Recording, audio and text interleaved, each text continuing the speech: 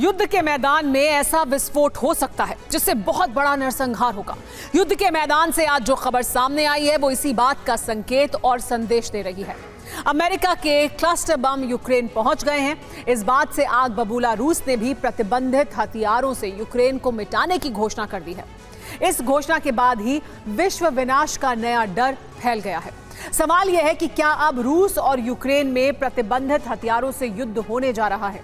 अगर ऐसा हुआ तो क्या होगा, इसी पर हमारी एक्सक्लूसिव रिपोर्ट देखिए।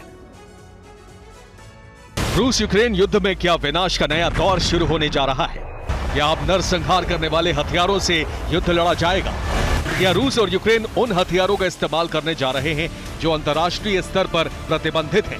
युद्ध में जिन हथियारों का इस्तेमाल करने की इजाजत नहीं है, क्या अब उसी का इस्तेमाल होने जा रहा है? ये सवाल इसलिए उठ रहे हैं क्योंकि अमेरिका के विनाशकारी क्लस्टर बम यूक्रेन पहुंच चुके हैं। ये वही क्लस्टर बम है जिनके इस्तेमाल पर पाबंदी है। बावजूद इसके अमेरिका ने इसकी खेप यूक्रेन भेज दी है। अमेरिका के इसी कदम के बाद विनाश का सबसे खतरनाक दौर शुरू होने की आशंका बढ़ गई है। अगर यूक्रेनी सेना रूसी फौज पर क्लस्टर बम से हमला करेगी तो पुतिन इसे बर्दाश्त नहीं करेंगे। इसके जवाब में रूस भी उन हथियारों का इस्तेमाल करेगा, जिसके महज एक धमाके से एक बड़ा इलाका तबाह हो जाता है। प्रतिबंधित हथियारों से महासंहार क्यों शुरू हो सकता है? ज़ेलेंस्की के क्लस्टर बम के जवाब में पुतिन क्या करेंगे? वो किन प्रतिबंधित हथियारों से हमला कर सकते हैं? इसकी पूरी और एक्सक्लूसिव रिपोर्ट आपको दिखाएंगे, लेकिन सबसे पहले युद्ध के मैदान में क्लस्टर विनाश से जुड़ी रिपोर्ट देखिए। अमेरिका का क्लस्टर बम जैसे ही यूक्रेन पहुंचा, पेंटागन की तरफ से खतरनाक ऐलान हुआ। यूक्रेन को सिर्फ अमेरिका ने ही क्लस्टर बम नहीं दिया है, बल्कि ये हथियार उससे कई और देशों से भी प्राप्त हुआ है। इसका मतलब ये हुआ कि यूक्रेन के पास क्लस्टर बम का बहुत बड़ा भंडार तैयार हो चुका है। अब ज़ेलेंस्की की सेना इसी विनाशकारी बम से रूसी फौज पर धावा बोलने की तैयारी कर रही है। युद्ध के मैदान में क्लस्टर बम के पहुंचने की खबर मिली तो पुतिन ने एक्शन शुरू कर दिया। रूस ने जवाबी हमला करने के लिए ब्लैक सी में 2 मिसाइल कैरियर भेज दिए हैं। ये 12 कैलिबर क्रूज मिसाइलों से लैस हैं। पुतिन ने समंदर ही नहीं बल्कि आसमान से भी आक्रमण की तैयारी कर ली है। अपनी एयरफोर्स को सुखोई 35 का नया बैच सौंप दिया है। क्लस्टर बम जैसे ही यूक्रेन पहुंचा, रूस ने महाविनाश लाने का ऐलान कर दिया। रूस के विदेश मंत्रालय की प्रवक्ता मारिया ज़खारोवा ने कहा,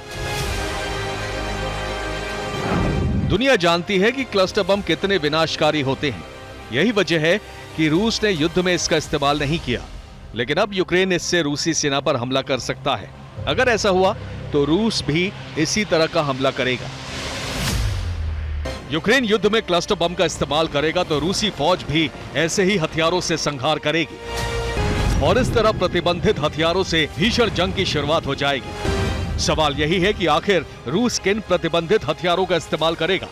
रक्षा विशेषज्ञों का मानना है कि रूसी सेना क्लस्टर बम, शरीन गैस, जहरीली गोलियां, लैंड माइन्स, अंधा करने वाले हथियार, फॉस्जीन गैस, हाइड्रोजन साइनाइड जैसे नरसंहारक हथियारों से हमला कर सकती है। नरसंहार करने वाले हथियारों की 5 कैटेगरी है युद्ध में जिनके इस्तेमाल पर पाबंदी है। पहली कैटेगरी है फ्रैगमेंट हथियारों की। शरीर में मौजूद होने के बावजूद इनका पता नहीं लगता, एक्सरे भी इन्हें नहीं ढूंढ पाता, जैसे कि रबर या प्लास्टिक की गोलियां। दूसरी कैटेगरी है माइन्स एंड ट्रैप्स। ये हथियार जमीन के अंदर बिछाए जाते हैं, मसलन एंटी टैंक माइन्स। तीसरी कैटेगरी है जलाने वाले और रासायनिक हथियारों की।